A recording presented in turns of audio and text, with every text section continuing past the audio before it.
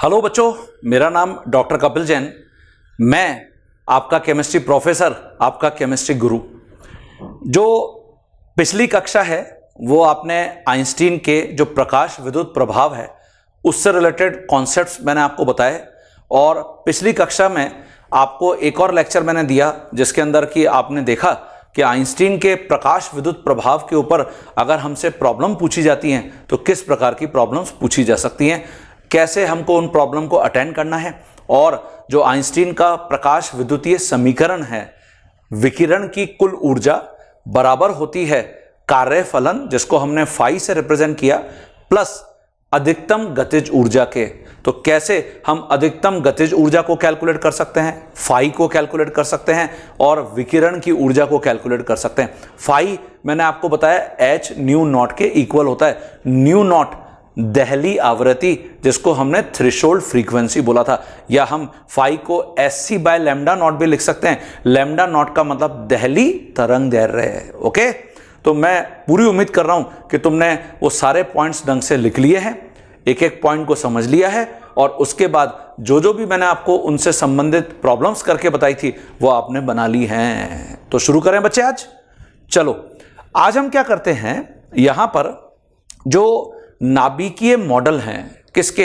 Answer है परमाणु के। हम उनको डिस्कस करते हैं, किस किस प्रकार की आपको प्रॉब्लम्स वहां पे देखने को मिलेंगी और क्या क्या आपके साथ जो प्रॉब्लम्स में फॉर्मूलाज का उपयोग होगा वो आपसे मैं यहां पे डिस्कस सबसे पहले करता हूं। तो देखिए, जो परमाणु के नाभिकीय मॉडल हैं उसकी सबसे पहले शुरुआत थॉमसन ने करी थी। थॉमसन का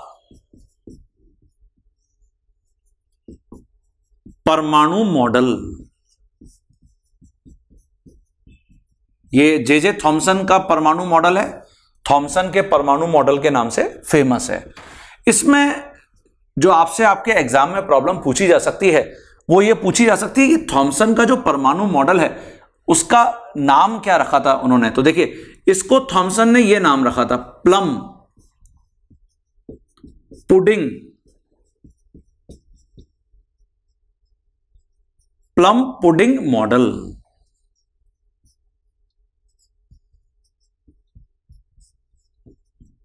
ये देखिए बच्चों, प्लम पुडिंग मॉडल।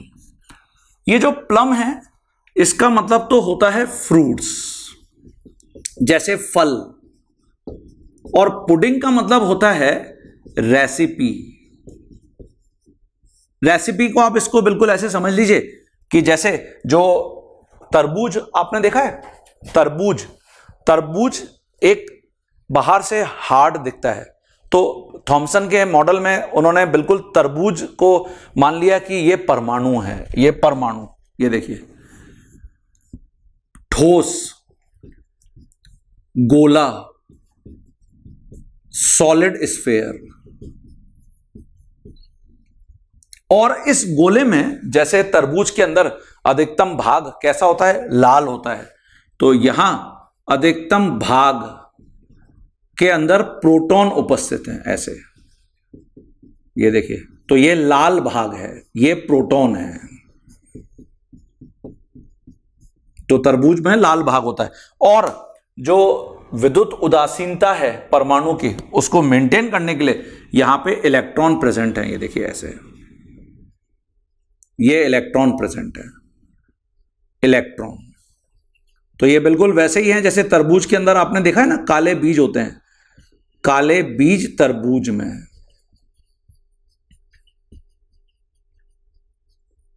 ये देखिए, और प्रोटॉन, ये लाल भाग तरबूज का। तो जब भी तुम तरबूज खाते हो तुमको तुरंत याद आ जाना चाहिए कि गुरु ने बता रखा है थॉमसन का मॉडल। ठीक है, तो प्लम पुडिंग मॉडल किसने बताया? थॉमसन ने। और आपसे एग्जाम में भी थॉमसन मॉडल में यही प्रॉब्लम बस पूछी जा सकती है। आगे बढ़ते हैं। इसकी जगह जो दूसरा बहुत इंपॉर्टेंट है वो है रदरफोर्ड मॉडल। ये देखिए, Rutherford atomic model. Rutherford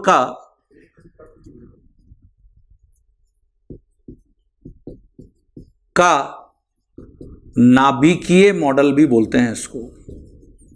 Rutherford ही वो सबसे पहले वैज्ञानिक हैं जिन्होंने क्या बताया है, नाभिक को बताया है। तो देखिए यहां पे क्या क्या मुख्य बिंदु हो सकते हैं जो आपको प्रॉब्लम दिला सकते हैं एग्जाम में। रदरफोर्ड ने सबसे पहले नाभिक को परिभाषित किया। नाभिक मतलब न्यूक्लियस को परिभाषित किया।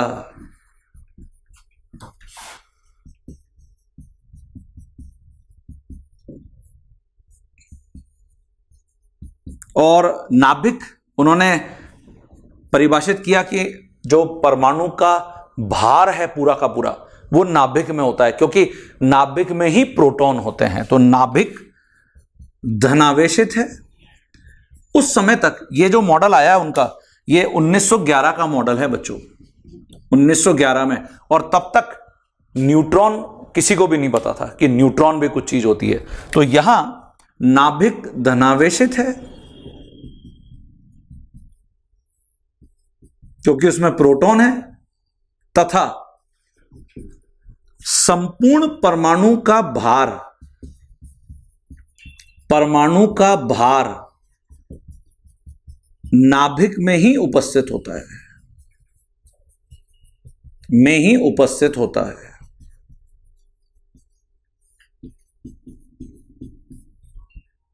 ठीक है बच्चों। तो ये बहुत इंपॉर्टेंट कॉन्सेप्ट है जो रदरफोर्ड के नाभिकीय मॉडल से हमको पता चलता है। और सबसे पहले नाभिक को परिभाषित करने का जो क्रेडिट है वो रदरफोर्ड को ही जाता है। एक और बहुत महत्वपूर्ण बात, रदरफोर्ड का जो एक्सपेरिमेंट है, इसको समझाने के लिए रदरफोर्ड ने कौन से कणों का उपयोग किया था यह पूछा जा सकता है। तो रदरफोर्ड ने अपने अल्फा कण एक्सपेरिमेंट को समझाने के लिए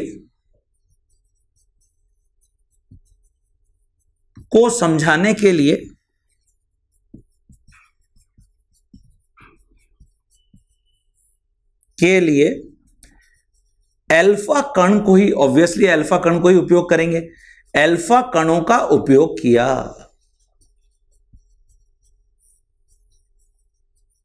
लेकिन ये ऐसे नहीं पूछा जाएगा। कैसे पूछा जाएगा? अल्फा कण क्या होते हैं ये आपसे पूछा जाएगा। जैसे मान लेते हैं कि इसके अंदर आपको ऑप्शन दे दें, अल्फा कण हीलियम परमाणु है, हीलियम नाभिक है, दोनों हैं, तो बताइए क्या आंसर होगा? इसका आंसर है बच्चों हीलियम नाभिक। ये हीलियम नाभिक और हीलियम परमाणु में क्या अंतर है? तो देखिए, जो हीलियम परमाणु है इसका मतलब है ये उदासीन परमाणु है, मतलब इसके अंदर 2 प्रोटॉन और 2 इलेक्ट्रॉन हैं, क्योंकि हीलियम का जो परमाणु क्रमांक होता है वो 2 होता है, 2 प्रोटॉन और 2 इलेक्ट्रॉन। और जो हीलियम नाभिक है, नाभिक इसका मतलब होता है ये हीलियम द्विधनावेशित आयन है। ये देखिए, द्विधनावेशित आयन,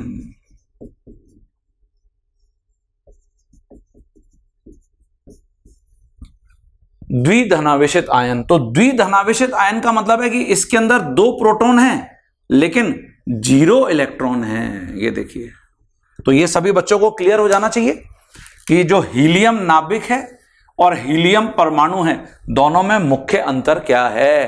तो रदरफोर्ड ने अपने एक्सपेरिमेंट को समझाने के लिए किसका उपयोग किया? हीलियम नाभिक। ये अल्फा कण होते हैं। तो अल्फा कण द्विधनावेशित हीलियम आयन को कहते हैं। ठीक है बच्चों, एक और यहां पर महत्वपूर्ण बात, यदि परमाणु की त्रिज्या परमाणु की त्रिज्या मान ली जाए 10⁻⁻8 सेंटीमीटर या 10⁻⁻10 मीटर है, तो परमाणु में उपस्थित जो नाभिक है, परमाणु में उपस्थित नाभिक की त्रिज्या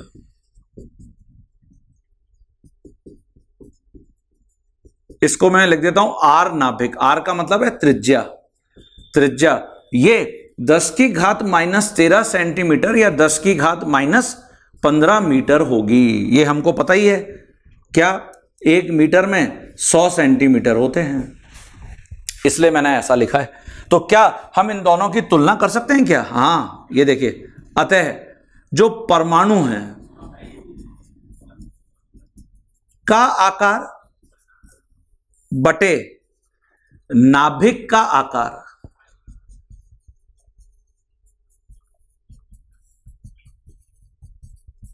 तो ये किसके बराबर हो जाएगा? परमाणु का आकार जो त्रिज्या है वो अगर 10⁻⁻10 मीटर ले लेते हैं और डिवाइड बाय ये 10⁻⁻15 मीटर, तो ये जब ऊपर जाएगा तो 10⁻5 हो जाएगा, ये -10 और +15। तो इससे हमको पता चल रहा है परमाणु 10⁻5 गुना आकार में बड़ा है नाभिक से। ये देखिए, ये आपसे डायरेक्ट परिणाम पूछा जा सकता है। तो जो रदरफोर्ड का नाभिकीय मॉडल है, रदरफोर्ड का जो न्यूक्लियर मॉडल है, उसके अंदर मुख्य कुछ बातें ये थी जो आपसे पूछी जा सकती हैं। अब मैं आ जाता हूं सबसे महत्वपूर्ण बोहर का मॉडल। तो पहले ये लिख लीजिए अपनी कॉपी में। देखिए बच्चों, जैसे यहां जो थर्ड बहुत इंपॉर्टेंट कॉन्सेप्ट है वो है बोहर का परमाणु मॉडल। रदरफोर्ड के परमाणु जो मॉडल है उसके तुरंत बाद 1913 में बोहर का परमाणु मॉडल आया। इसमें जो मुख्य बातें हैं, ये जो परमाणु मॉडल है, बोहर का परमाणु मॉडल पूर्णतया प्लांक के क्वांटम सिद्धांत पर आधारित था। प्लांक के क्वांटम सिद्धांत पर आधारित था।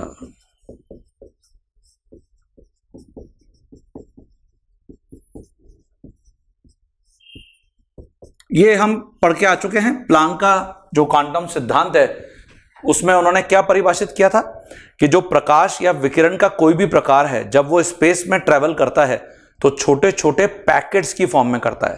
पैकेट्स जिनको हम फोटोन भी बोलते हैं प्रकाश के केस में, ठीक है। तो यहां पे उन्होंने इसको कैसे उपयोग किया ये मैं आपको बता रहा हूं। दूसरा बहुत मुख्य यहां पर बिंदु, बोहर के जितने भी फॉर्मूला हैं वो हाइड्रोजन परमाणु अथवा हाइड्रोजन जैसे एक इलेक्ट्रॉन वाले जो आयन्स हैं उन पर एप्लीकेबल हैं।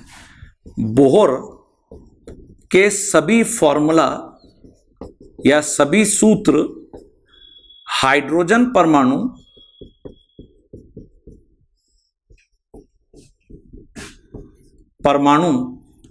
अथवा 1 इलेक्ट्रॉन, एक इलेक्ट्रॉन वाले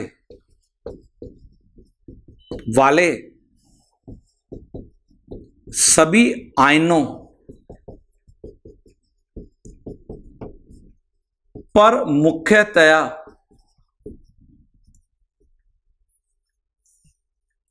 लगाए जा सकते हैं। हाइड्रोजन के अंदर कितने इलेक्ट्रॉन होते हैं? एक इलेक्ट्रॉन होता है। तो हाइड्रोजन में एक इलेक्ट्रॉन या फिर हाइड्रोजन से मिलते जुलते आयन, तो देखिए ये हाइड्रोजन से मिलते जुलते आयन कौन है? जैसे हीलियम आयन, ये देखिए हीलियम का धनायन, इसका 2 प्रोटॉन है और 1 इलेक्ट्रॉन है। ऐसे ही लिथियम +2, 3 प्रोटॉन है 1 इलेक्ट्रॉन है। ऐसे बेरिलियम +3, 4 प्रोटॉन है 1 इलेक्ट्रॉन है। देखिए बच्चों, समझ रहे हैं आप सभी? तो इसका मतलब यह हुआ कि ये या फिर हाइड्रोजन परमाणु, इनमें से किसी पर भी मैं बोहर के सभी फॉर्मूला का उपयोग कर पाऊंगा। ये बाद में एक डीमेरिट भी बना, मतलब जिसके कारण बोहर का मॉडल फ्लॉप हो गया, फेल हो गया। फ्लॉप तो नहीं बोल सकते, फेल हो गया। तो एक और यहां पर महत्वपूर्ण बात, जो बोहर के परमाणु मॉडल में इलेक्ट्रॉन को हमेशा एक पार्टिकल मानते हुए कैलकुलेशन की गई है। इलेक्ट्रॉन को हमेशा कण अर्थात पार्टिकल मानते हुए कैलकुलेशन की गई है।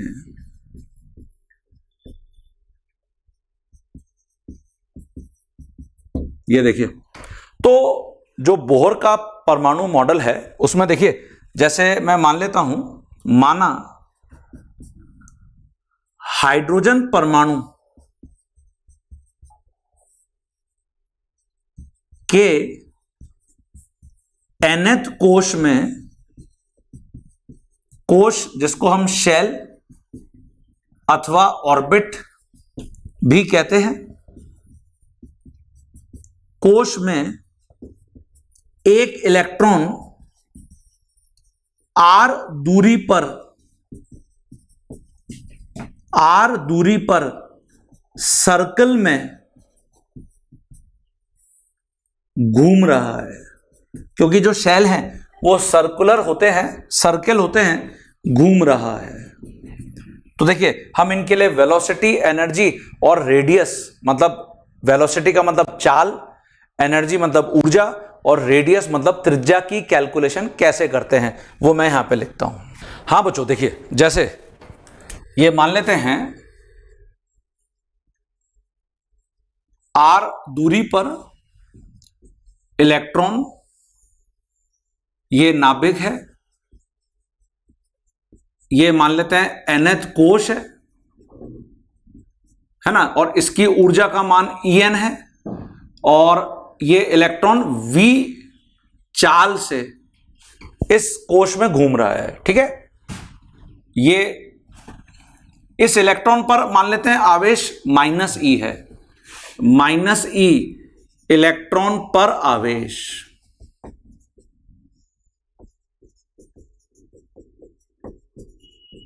और न्यूक्लियस जो नाभिक है उस पर मान लेते हैं जेडी आवेश है, प्लस जेडी, ये नाभिक पर आवेश। ये जेड क्या है? जेड का मतलब परमाणु संख्या, परमाणु क्रमांक, जेड परमाणु क्रमांक। हाइड्रोजन का परमाणु क्रमांक कितना होता है? 1 होता है। तो जब हाइड्रोजन की बात कर रहे हैं तो नाभिक पर कितना आवेश होगा, क्योंकि वहां पे एक ही प्रोटॉन है, तो प्लस ई हो जाएगा। ये देखिए प्लस ई, ये हो गया हाइड्रोजन परमाणु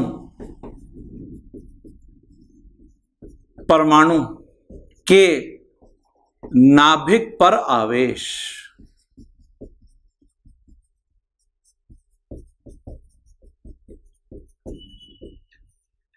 ये देखिए, ठीक है, जो v है ये तो चाल हो गई, जिसको हम वेलोसिटी बोल सकते हैं, चाल इलेक्ट्रॉन की।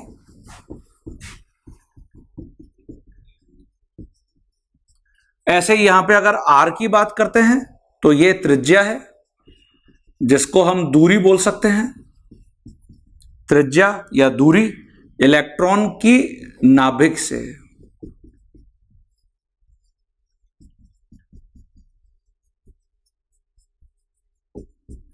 और ऐसे ही अगर En की बात करते हैं, n सभी जगह मैं इसलिए लगा रहा हूं क्योंकि nth कक्षक है ना, मतलब nth जो हमारा शेल या nth कोश है, तो ये उसकी ऊर्जा है, nth कोश में उपस्थित इलेक्ट्रॉन की ऊर्जा।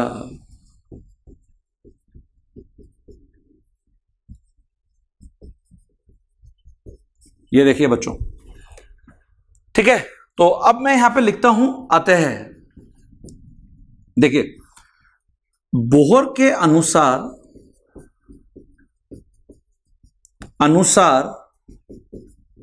इलेक्ट्रॉन केवल उन्हीं कोशों में घूमता है जिसके लिए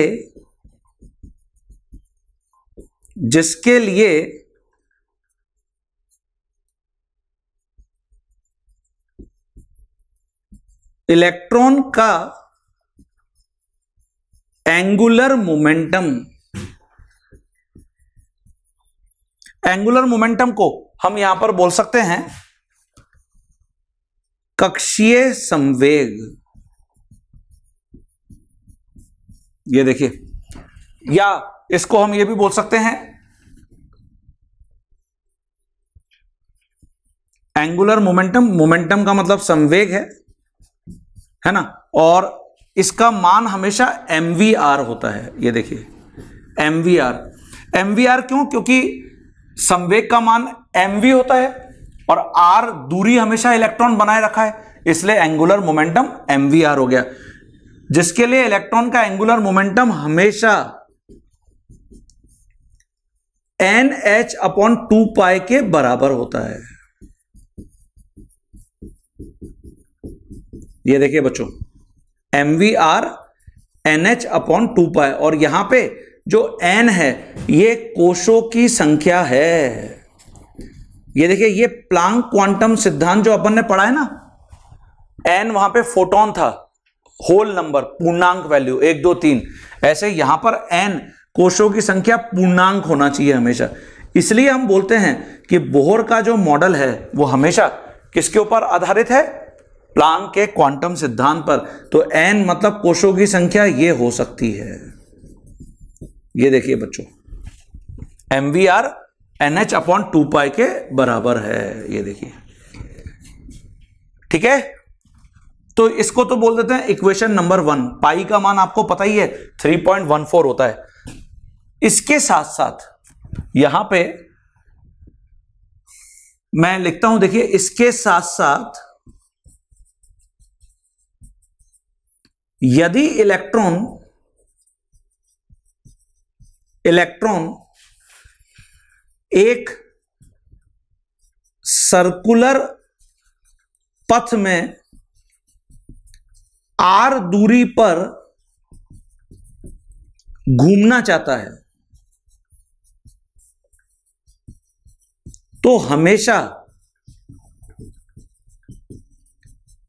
देखिए, इलेक्ट्रॉन पर नाभिक का तो लग रहा है आकर्षण बल, और इलेक्ट्रॉन पर एक प्रतिकर्षण बल भी लग रहा है जो कि इलेक्ट्रॉन को नाभिक से दूर फेंक रहा है। तो दूर भी फेंक रहा है और इलेक्ट्रॉन को नाभिक की तरफ आकर्षित भी कर रहा है। तो आकर्षण बल और प्रतिकर्षण बल जब बराबर होते हैं तब इलेक्ट्रॉन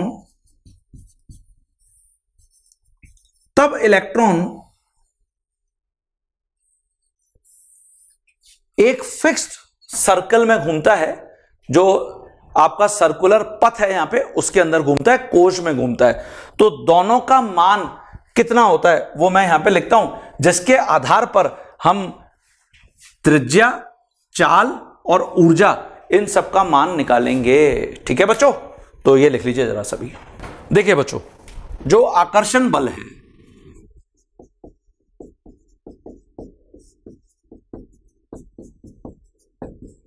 इसका मान, और प्रतिकर्षण बल, इसका मान, आकर्षण बल का मान इतना होता है kZe²/r², है ना, और प्रतिकर्षण बल का मान होता है mv²/r। ये तो इसको समीकरण नंबर 2 बोलते हैं। तो समीकरण 1 और समीकरण 2 से हम त्रिज्या, ऊर्जा और वेलोसिटी सबको निकालते हैं। तो देखिए, सबसे पहले यहां पे मैं लिख रहा हूं Rn, अर्थात त्रिज्या की गणना। इसके लिए जो समीकरण 1 और समीकरण 2 है उसका हम उपयोग करेंगे, और इसमें जब तुम Rn यहां पर कैलकुलेट करोगे, r से r² कैंसिल हो जाएगा, तो आर एन की वैल्यू आ जाएगी n square h square divided by 4 pi square m k Z e square. ये देखिए 4 pi square m k Z e square. M electron का भार है, यहां पर जो के है जो अपन ने ऊपर अभी फॉर्मूला में लिखा है, इसको हम कूलाम्बिक स्थिरांक भी बोलते हैं।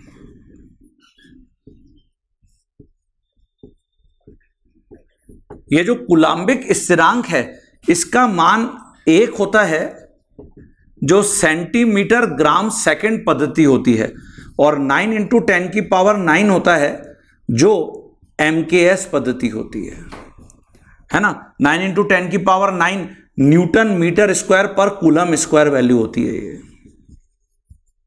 ये देखिए MKS के अंदर MKS मीटर किलोग्राम सेकंड, ठीक है।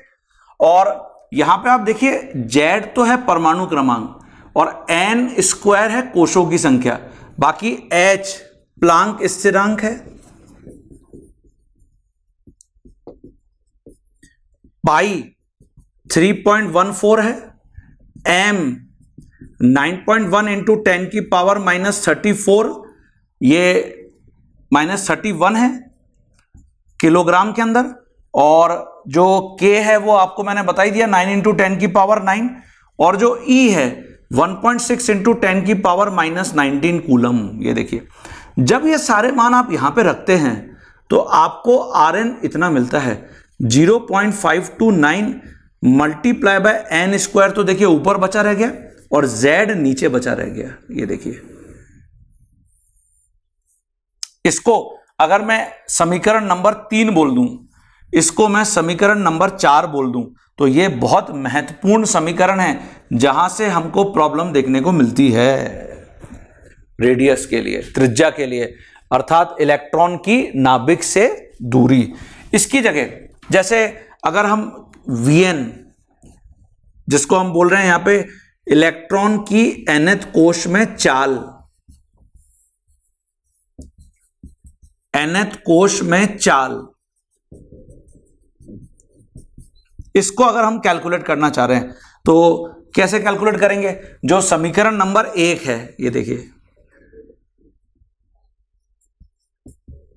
समीकरण 1 से, उसमें आप देख रहे हैं mvr nh अपॉन 2 पाई के बराबर है, तो v की वैल्यू किसके बराबर हो जाएगी? nh बटे 2 पाई mr, और ये जो r है ये तुमने यहां पे लिख रखा है, तो nh बटे 2 पाई m, और r की जगह आप ये मान रख दोगे तो देखो n स्क्वायर h स्क्वायर तो नीचे और बाकी पूरा ऊपर चला जाएगा 4 पाई स्क्वायर m के जेड स्क्वायर। ये देखिए ठीक है, तो यहां पे ns से nh कैंसिल, 2 से 4 कैंसिल, पाई से पाई स्क्वायर कैंसिल, m से m कैंसिल। ये देखिए तो इससे आपको वेलोसिटी का मान मिलेगा जो मैं वहां लिखता हूं। देखिए बच्चों यहां जो वेलोसिटी है जिसको हमने vn से रिप्रेजेंट किया, ये अब बराबर आ जाएगी 2 पाई और यहां पे k जेड स्क्वायर और बटा NH। ये देखिए ठीक है, और यहां पे जो n है देखिए ये फिर, और z यहां पे वेरिएबल है, तो इसका मतलब ये जो हमारा फॉर्मूला बनेगा, अब पाई के ई एच सबकी मान रखने पर मैं इस फॉर्मूला पे पहुंचूंगा 2.188 इंटू 10 की पावर 6 z बाय n मीटर पर सेकेंड। और यहां से हम देख रहे हैं कि जो वेलोसिटी है वो n के व्युत्क्रमानुपाती है, इनवर्सली प्रोपोर्शनल, अर्थात जैसे जैसे इलेक्ट्रॉन की दूरी नाभिक से बढ़ती है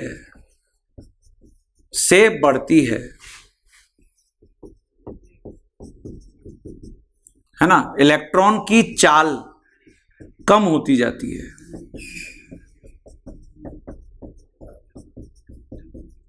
और जब अनंत पे पहुंच जाएगा इलेक्ट्रॉन, तथा इलेक्ट्रॉन अनंत पे जब पहुंचेगा इलेक्ट्रॉन जब अनंत पर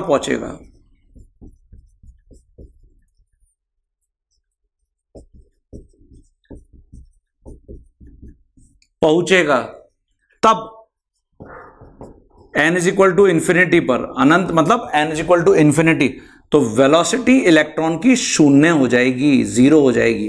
क्यों? क्योंकि इस समय इलेक्ट्रॉन और नाभिक के मध्य कोई भी आकर्षण नहीं रहेगा। तो ये हमको इस सूत्र से पता चल रहा है। तो हम इस समीकरण को तो कह देते हैं 5 और इस समीकरण को कह देते हैं 6। ये फिर आपके लिए बहुत महत्वपूर्ण है, वेलोसिटी का सूत्र है ना। अब हम आ जाते हैं ऊर्जा, ये देखिए, जिसको मैं कुल ऊर्जा लिख देता हूं यहां पे, इलेक्ट्रॉन की।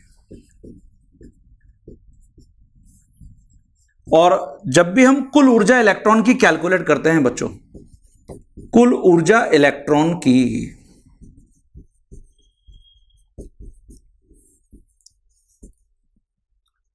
तो ये हमेशा हम En से रिप्रेजेंट करते हैं।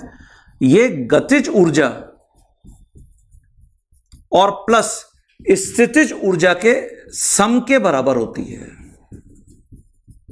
गतिज ऊर्जा काइनेटिक एनर्जी क्यों होती है इलेक्ट्रॉन की? क्योंकि इलेक्ट्रॉन घूम रहा है, तो इलेक्ट्रॉन के घूमने के कारण,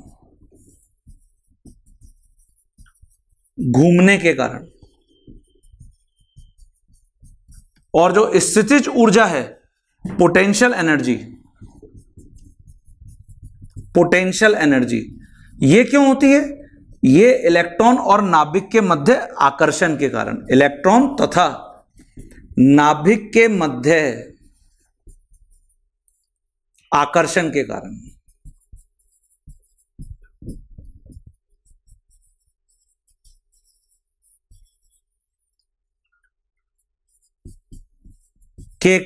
ये देखिए, तो जो गतिज ऊर्जा है ये हम लिखते हैं हाफ mv²,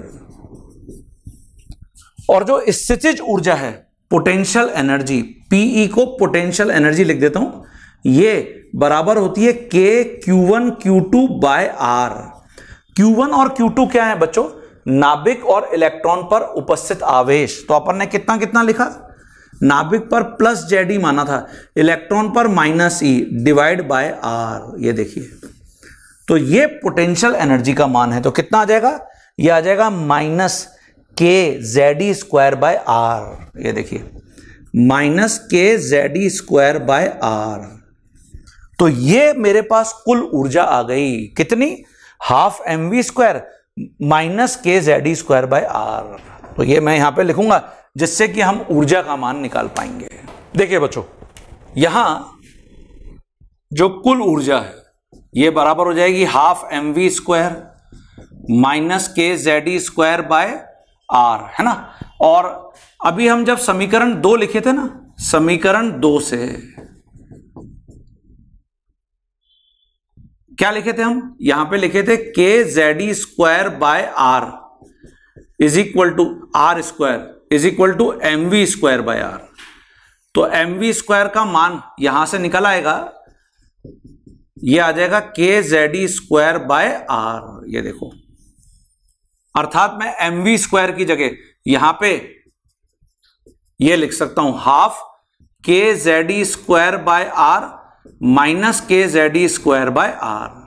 तो ये हाफ kZd²/R और ये माइनस साइन के साथ kZd²/R, अर्थात जो कुल ऊर्जा है -12 kZd²/R मिल गई। ये देखिए,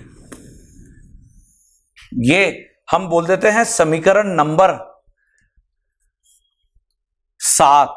ये ऊर्जा का मान आ गया, ये देखिए। और अगर यहां फिर आप R का मान रख दोगे -1/2 kZd², R का मान कितना लिखा था हमने?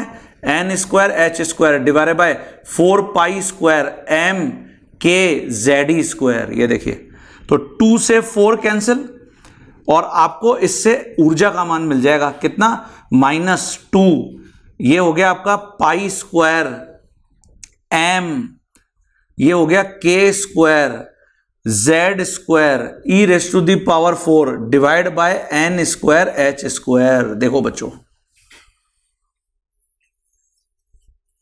ओके, तो ये है ऊर्जा का मान। क्या ये पूछा जाता है? डायरेक्ट तो बहुत कम चांसेस हैं ये पूछा जाएगा। वेलोसिटी ये पूछा जाएगा। Radius 0.529 multiply by n square by Z पूछा जाएगा। तो इसमें फिर वही एन स्क्वायर और जेड स्क्वायर, ये देखिए ये वेरिएबल हैं, बाकी सब स्थिरांक हैं। तो मैं जब सभी स्थिरांक की वैल्यू यहां रखूंगा मुझे फॉर्मूला ये मिलेगा, -21.8 इंटू 10 की power -19 Z square by n square joule प्रति एटम। ये प्रति एटम क्यों लिखा है मैंने? क्योंकि हम कौन से एटम की बात कर रहे हैं? हाइड्रोजन एटम की। तो उपरोक्त ऊर्जा हाइड्रोजन के एक परमाणु की ऊर्जा है, क्योंकि हाइड्रोजन के एक परमाणु में एक ही इलेक्ट्रॉन होता है, कि एक परमाणु की ऊर्जा अथवा हाइड्रोजन परमाणु में उपस्थित एक इलेक्ट्रॉन की ऊर्जा है। एक इलेक्ट्रॉन की ऊर्जा है। ये देखिए, तो आप चाहे इसको सिंगल इलेक्ट्रॉन की ऊर्जा लिख लें और या फिर इसको आप हाइड्रोजन परमाणु की ऊर्जा लिख लें, क्योंकि हाइड्रोजन के परमाणु में एक ही इलेक्ट्रॉन होता है। तो किसी को भी आप यहां पे फॉलो कर सकते हैं, ठीक है। अच्छा, ये जो जूल प्रति एटम लिखा है इसकी जगह ये इलेक्ट्रॉन वोल्ट प्रति एटम में पूछी जा सकती है, अर्ग प्रति एटम में पूछी जा सकती है। और ऐसे ही जो कुल ऊर्जा है वो गतिज ऊर्जा के साथ क्या संबंध रखती है, कुल ऊर्जा स्थितिज ऊर्जा के साथ क्या संबंध रखती है, ये भी मैं यहां पे लिख देता हूं। तो ये सारे पैरामीटर्स जहां पर हम समीकरण नंबर लिख रहे हैं बहुत महत्वपूर्ण है बच्चों, बोहर के परमाणु मॉडल के अंदर जो हमको डायरेक्ट एग्जाम में देखने को मिलते हैं। तो ये हमको याद होना जरूरी है, ठीक है। देखिए, जो एक इलेक्ट्रॉन वोल्ट है इसको हम ईवी भी लिखते हैं, 1.6 इंटू 10 की पावर -19 जूल होता है। तो अतः जो एक जूल होगा उसका मान आ जाएगा 1/1.6 इंटू 10 की पावर -19 इलेक्ट्रॉन वोल्ट। ये देखिए, तो जहां जूल है आप अगर उसको इलेक्ट्रॉन वोल्ट में परिवर्तित करना चाहेंगे तो क्या करेंगे, इस वैल्यू को 1.6 इंटू 10 की पावर -19 से डिवाइड कर देंगे। तो देखिए आपको इलेक्ट्रॉन वोल्ट में ये आंसर मिलेगा -13.6 into Z square by n square electron volt प्रति एटम। तो यही जनरली पूछा जाता है एग्जाम के अंदर, इलेक्ट्रॉन वोल्ट प्रति एटम वाला फॉर्मूला, ओके। इसकी जगह जो एक जूल होता है वो 10 की पावर 7 10 की पावर 7 अर्ग भी होता है बच्चों। तो इसका मतलब जहां जूल लिखा है आपने, आप इसको कन्वर्ट कर सकते हो अर्ग में। तो -21.8 इंटू 10 की पावर -19, और यहां पे जूल को जब अर्ग में परिवर्तित किया तो 10 की पावर 7 अर्ग प्रति एटम। ये देखिए, तो इसको जब हम सॉल्व करेंगे, पहले सॉल्व कर लेते हैं इसको, तो ये हो जाएगा एनर्जी का सूत्र -21.8 इंटू 10 की पावर -12 हो जाएगा, ये है ना। और Z square by n square तो है ही, तो Z square by n square erg प्रति एटम। ये देखिए, इसको कह देते हैं समीकरण 11। तो ये समीकरण देखिए, ऊर्जाओं का अलग अलग जो इकाइयां हैं, जूल, इलेक्ट्रॉन वोल्ट, अर्ग, इन सब में वैल्यूज हैं। ये डायरेक्ट हमसे एग्जाम में पूछी जाती हैं।